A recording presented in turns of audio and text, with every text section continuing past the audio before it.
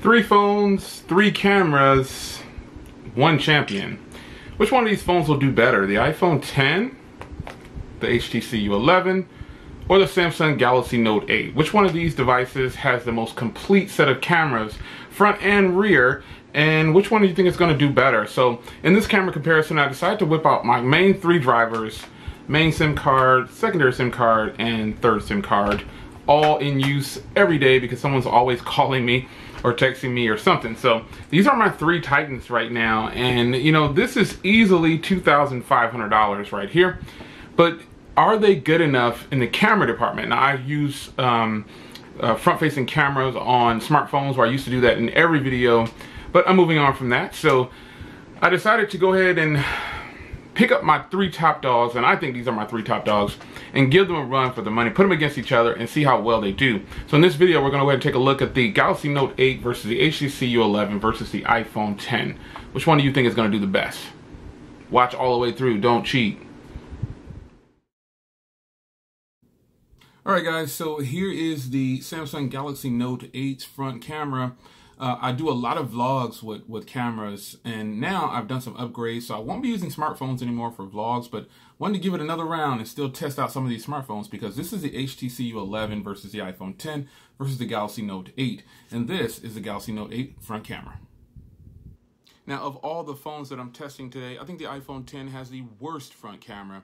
It always overexposes around that area right there, and there's absolutely nothing going on. The sun is shining in a different way, and the iPhone X just can't handle that. For some reason, you should be able to pick up your $1,000 phone and shoot a front-facing video in a nice setting like this, where it's not too bright and not too dim. So this is the iPhone X's sucky front camera.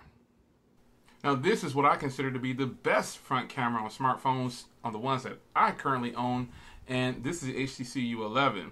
Now the HTC U11 and the Galaxy Note 8 are doing far better than the iPhone X, and I'm really surprised at the iPhone X's footage. I've tried it outside and it actually looks a heck of a lot better, but in this particular setting where I do a lot of videos, the iPhone X, I cannot use the front camera. This is the HTC U11's front camera, and I think it is the best. So from what I'm told, the Galaxy Note 8 really struggles with focusing when shooting 1080p at 60 frames per second, but this is the type of footage you're going to get from the Galaxy Note 8. Now it may struggle from a few frame drops or positioning when you're shooting and moving around, but in my opinion, sitting the Galaxy Note still on a tripod like this and just shooting a 1080p 60 frames per second video, it actually does pretty good. It does focus on it sometimes, but it's still a really good camera. Now, here is the rear camera on the iPhone X, and this is where the iPhone X really shines.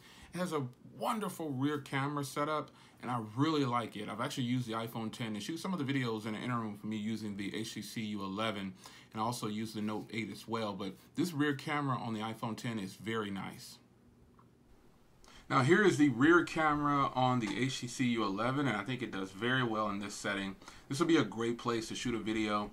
Don't see any problems with this device on either front or rear, and I'm extremely impressed with the rear camera of the HTC U11. So there you have it. First things first is the iPhone X has one of the worst front cameras I've ever seen on a device. It couldn't sit on the tripod and sit right here in this area and give you good footage. Now what if this is my only situation that I can do a vlog? There's someone with a situation like no one else. So everyone's got their own situation. Now what if a person would invest in this phone right here and they want to use it for front-facing vlogs and they need the viewfinder? This is going to fail them in this particular setting. I'm not saying this is the worst front camera on the market. What I'm saying is it doesn't perform well in certain settings. It has to be, to me, in the right, perfect setting. When there's whites on a front-facing video for an iPhone X, it always tends to overexpose and push them way up high. And I don't know why it does that, but you know, Apple has to do better with the front camera on the iPhone X. A software update has to fix this problem, because I don't appreciate spending the money that I spent and not being able to use this for a front-facing vlog in my office.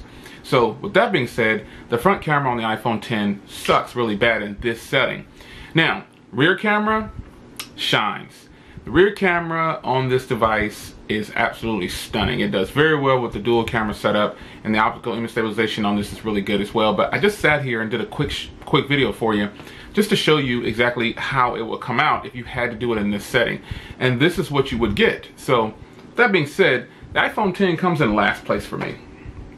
Next, the Galaxy Note 8 is definitely a device that has good footage from the front and good footage from the rear. It does very well in this setting. It did pump up the ISO really bright at some points with the front-facing video, but it just kind of overexposes. This wall over here with the white door and the tan walls tends to really mess up video for a lot of phones. It can't handle it. Not this phone. But the iPhone 10 couldn't handle it, and there's other phones that can't handle it. But I'm surprised at how well the Galaxy Note 8 did in this particular setting. And I actually did that intentionally because I've tried the iPhone 10 outside, I've tried the Note 8 outside, and I've tried the U11 outside. They all do perfect outside. But in this setting, the Note 8 came in second for me because it did struggle a little bit with this wall and the door for some reason. It cranks it up. I had to autofocus, excuse me, I had to manual focus the Galaxy Note 8, and that's just what it is. The Note 8 did really good on the front camera. Now on the rear camera, I think the Note 8 did really well. I think I don't know, it's close. But I think the Note 8 definitely beat out the iPhone 10 in some instances. They can all kind of beat each other. I guess I want to say with the rear camera, it's kind of a level playing field with the rear camera. But with the front camera, the clear winner is the HTC U11. And this is no surprise because I've used this phone for front-facing videos on my channel since launch, since it came out. This is my go-to camera for front-facing video, but not anymore because obviously you can see I've upgraded my camera game. Again, if you hadn't seen the video, if I didn't put it up yet, it's the Canon EOS M100 is where all of my videos will be shot with going forward on the channel. So that is how I'm doing videos now. So no more U11 for front-facing videos because it really can't compete with this type of footage that I'm getting from the Canon M100. It's fantastic. So anyway, winner of all this competition right here to me is the HTC U11. You have all these phones, test them out yourself. The rear camera on the HTC U11 is absolutely fabulous. I really like it. I think these devices are all good in their own, but I don't like that the iPhone is the most expensive and it does the worst on the front camera. And some people asked me at one point, why do you harp so much on the front camera? Well, it's not that I harp so much on the front camera, it's just that I want a complete setup. If you're gonna sell me a device that's well over $1,000, I want it to not be perfect, but at least be able to do better than a phone that's half the cost or even a tenth of the cost. So it's your man Jay Will. The three Titans that I have right now, the HTC U11 is out in front with me. I don't have the Pixel. For those that have asked me about the Mate 10 and the U11 Plus and the Pixel 2, I don't have those in-house yet. I plan on bringing them in, but as of right now, this is what I'm comparing, and I think the HTC U11 is probably going to stay on top for a while. It's just what it is. So I'll see you guys in the next video. It's your man Jay Will. Take care.